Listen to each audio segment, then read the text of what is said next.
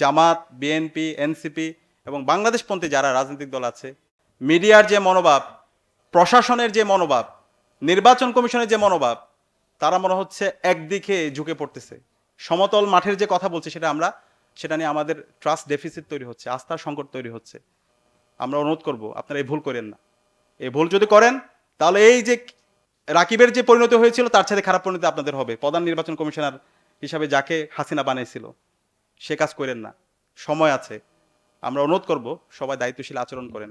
এবং এখানে আজকে আমরা যারা ভোট দিতে যাব সবার মধ্যে একটা উৎসব আমরা দেখতে পাচ্ছি। এবারের নির্বাচনে আমরা একটা হচ্ছে গণভোটের মাধ্যমে আমরা আমাদের যে সংস্কারের কথা বলছি, আমাদের রাষ্ট্রের যে প্রাতিষ্ঠানিকরণ, প্রতিষ্ঠানগুলোর যে শক্তিশালীকরণ, সেটার জন্য আমাদের গণভোটকে হাকে বিজয়ী করতে হবে। সেটার জন্য আমাদের সারা দেশব্যাপী ক্যাম্পেইন করতে হবে এবং ডাকসুর পক্ষ থেকে আমরা বাংলাদেশের শিক্ষা প্রতিষ্ঠানগুলোতে এই ক্যাম্পেইনটা আমরা খুব দ্রুত শুরু করবো ইনশাআল্লাহ। এবং রাজনৈতিক দলগুলোকে বলবো এই সংস্কারের পথে আপনারা বাঁধা হিসাবে দাঁড়াবেন না। এই সংস্কারের পথে বাঁধা হওয়ার কারণে আপনারা নিজেরাই জুলুমের শিকার হয়েছেন। সুতরাং সাময়িক তুষ্টির জন্য এই সংস্কারের পথে আপনারা কেউ বাঁধা হবেন না। আমাদের এই রাষ্ট্রকে এই গণভোটের মাধ্যমে বাংলাদেশের 50 বছরের আগামীর রাষ্ট্র কেমন হবে সেটা ঠিক হবে। এবং এই সংস্কার করার জন্য আমাদের সবাইকে ঐক্যবদ্ধভাবে আমাদের ক্যাম্পেইন করতে হবে। আমরা দেখতে পাচ্ছি রাজনৈতিক দলগুলো কিছু কিছু তারা না ক্যাম্পেইন করছে, এটা আপনারা নিজের ক্ষতি করছেন, এই কাজ করেন না। কিন্তু ওই সময়ে বিশ্ববিদ্যালয়ে যারা শিক্ষকরা ছিল, আমি রাষ্ট্রবিজ্ঞানে পড়াশোনা করেছি ঢাকা বিশ্ববিদ্যালয়ের, এই ঢাকা বিশ্ববিদ্যালয়ের শিক্ষকরা এই ধরনের একটা নির্বাচনকে তারা বৈধতা দিচ্ছিল এবং তারা বলতেছিল খুব ভালো নির্বাচন, ক্লাসের মধ্যে এসে পড়াচ্ছিল। এটা পুরো জাতির জন্য একটা লজ্জা। পলিটিক্যাল সায়েন্সের আমি চিন্তা করছিলাম যারা এটা নিয়ে ক্রিটিক করবে তারা জাতির কাছে সত্যটা বলবে, কিন্তু তারা এই ধরনের একটা নির্বাচনকে, অবৈধ নির্বাচনকে তারা জাস্টিফাই করছে। তো সেটা দেখে আমি তখন সেকেন্ড ইয়ার একজন স্টুডেন্ট, আমি আমার বন্ধুদের সাথে আলাপ করছিলাম তাহলে এই জাতির আজকে ফিউচারটা কি হবে। যারা শিক্ষক তারা যদি এই ধরনের অবৈধ নির্বাচনের এটাকে জাস্টিফাই করে তাদের বয়ানের মাধ্যমে, তাদের বক্তৃতার মাধ্যমে এবং ক্লাসের মধ্যে, তাহলে এই জাতির জন্য একটা লজ্জা। এবং একই সাথে পরবর্তীতে 2024 সালের যে ডামি নির্বাচন, সেই নির্বাচনের সময় আমরা দেখতে পেয়েছি বিশ্ববিদ্যালয়ের শিক্ষক, সোকল্ড যাদেরকে আমরা হচ্ছে বুদ্ধিজীবী বলি, সিভিল সোসাইটি, তারা এই ধরনের অবৈধ নির্বাচনগুলোকে তারা বৈধতা দেওয়ার চেষ্টা করেছিল এবং বিভিন্ন পার্সপেক্টিভ থেকে, অনেকগুলো পার্সপেক্টিভ এখানে আলোচনা হয়েছে, সেই পার্সপেক্টিভগুলো থেকে তারা এটাকে ব্যাখ্যা করেছে।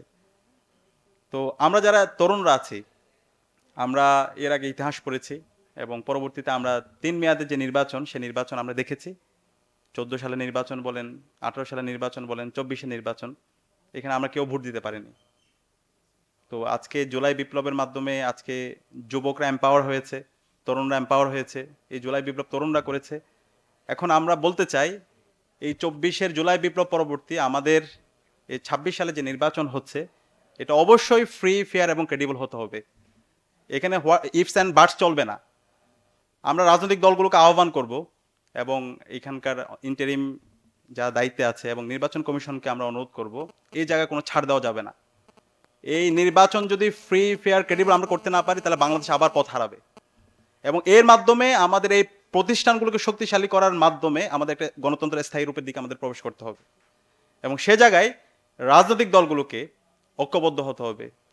জামাত, বিএনপি, এনসিপি এবং বাংলাদেশপন্থী যারা রাজনৈতিক দল আছে, এখানে এবি পার্টি আছে, সবাইকে ঐক্যবদ্ধ হতে হবে। আমরা সাময়িকভাবে হতে পারে আপনি সাময়িক লাভবানের জন্য ইঞ্জিনিয়ারিং করে আপনি জিতে আসলেন, কিন্তু এই ইঞ্জিনিয়ারিং করে জিতে এসে আপনার তো কল্যাণ হবে না, এই জাতির কল্যাণ হবে না।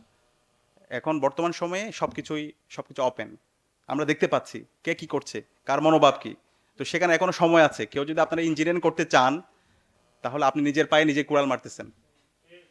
তো সে কারণে আমরা অনুরোধ করব, এখন আমরা দেখতে পাচ্ছি নির্বাচন আগামী মাসের 12 ফেব্রুয়ারি হবে, কিন্তু এখন আমরা দেখতে পাচ্ছি সেই ফেসিবাদী কাঠামোর যেই নির্বাচন, সেই নির্বাচনের দিকে মনে হচ্ছে আমরা যাচ্ছি।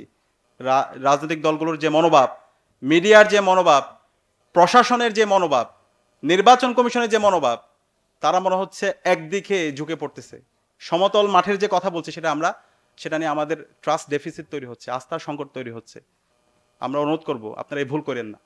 এই ভুল যদি করেন তাহলে এই যে রাকিবের যে পরিণতি হয়েছিল তার সাথে খারাপ পরিণতি আপনাদের হবে। প্রধান নির্বাচন কমিশনার হিসাবে যাকে হাসিনা বানিয়েছিল সে কাজ করেন না, সময় আছে। আমরা অনুরোধ করব সবাই দায়িত্বশীল আচরণ করেন।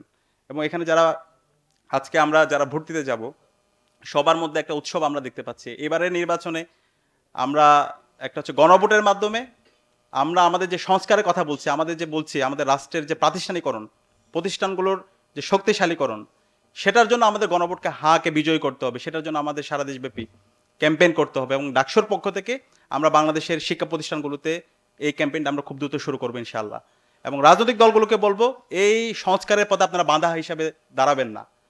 এই সংস্কারের পথে বাঁধা হওয়ার কারণে আপনারা নিজেরাই জুলুমের শিকার হয়েছেন। সুতরাং সাময়িক তুষ্টির জন্য এই সংস্কারের পথে আপনারা কেউ বাঁধা হবেন না। আমাদের এই রাষ্ট্রকে নতুনভাবে ঢেলে সাজানোর জন্য এই জুলাই বিপ্লবে আমাদের 2000 ভাই বোনরা শহীদ হয়েছে, 40,000 আমাদের ভাই বোনরা তারা তাদের অঙ্গ হারিয়েছে, গাজী হয়েছে। সুতরাং এই সংস্কারের পথে বাঁধা হওয়া যাবে না।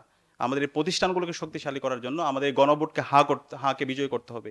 এই গণভোটের মাধ্যমে বাংলাদেশের 50 বছরের আগামীর রাষ্ট্র কেমন হবে সেটা ঠিক হবে। এবং এই সংস্কার করার জন্য আমাদের সবাইকে ঐক্যবদ্ধভাবে আমাদের ক্যাম্পেইন করতে হবে। আমরা দেখতে পাচ্ছি রাজনৈতিক দলগুলো কিছু কিছু তারা না ক্যাম্পেইন করছে, এটা আপনারা নিজের ক্ষতি করছেন, এই কাজ করেন না। এই সংস্কারের পথে কেউ বাঁধা হিসাবে আপনারা আসবেন না। সবাই ঐক্যবদ্ধভাবে আমরা যেন এই গণভোটে হাকে বিজয় করতে পারি এবং আমাদের প্রতিষ্ঠানগুলোকে শক্তিশালী করতে পারি এবং আগামী সুন্দর একটি রাষ্ট্র, একটা ন্যাশনাল কনসেনসাস আমাদের তৈরি করতে পারি। সেজন্য আমরা যেন ঐক্যবদ্ধভাবে আমাদের এই ক্যাম্পেইনটা করি এবং আমরা গণভোটে হাঁকে বিপুল ব্যবধান আমরা বিজয়ী করি। একই সাথে আমাদের প্রতিনিধি বাছাইয়ের ক্ষেত্রে অবশ্যই এই প্রতিনিধি এমন যেন না হয় যারা মাসল পলিটিক্স করে, যারা ওল্ড ফ্যাশন পলিটিক্স করে, যারা সেই আগের মাফিয়াতন্ত্র অথবা সেই চাঁদাবাজি টেন্ডারবাজি সেই রাজনীতি তারা ফিরে নিয়ে আসতে চায়। এই ধরনের প্রার্থীদেরকে যেন আমরা লাল কার্ড দেখাই, সে যে হোক, সে যে দলেরই হোক।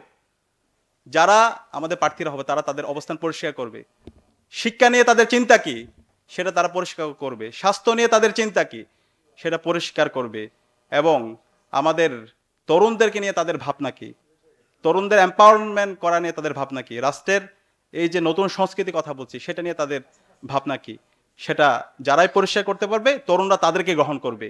বাংলাদেশে 4 কোটি তরুণ যারা ভোট দিতে পারে নাই, সুতরাং তরুণরা যেদিকে পক্ষ নেবে তারাই বিজয়ী হবে। সুতরাং তরুণদেরকে বিট্রয় করা, তরুণদের বিরুদ্ধে কথা না বলা যারাই করবেন তারা আপনারা নিজেরাই নিজেদের ক্ষতি করবেন। আমরা অনুরোধ করব সকল রাজনৈতিক দল যারা এবার নির্বাচন করবেন তারা তরুণদের কাছে আপনাদের যে অবস্থান, আপনাদের চিন্তা, রাষ্ট্র নিয়ে আপনাদের চিন্তা, দেশের অর্থ ব্যবস্থা নিয়ে আপনার চিন্তা, সংস্কৃতি নিয়ে আপনার চিন্তা, ক্যাম্পাস নিয়ে আপনার চিন্তা, সেটা আপনারা পরিষ্কার করবেন। আমরা এই ক্যাম্পাসগুলোতে সেই ছাত্রলীগীয় কায়দায় যে রাজনীতি আমরা দেখতে পেয়েছি, গণরম গেস্টরুমের রাজনীতি, সেটা আমরা আর হইতে দিব না।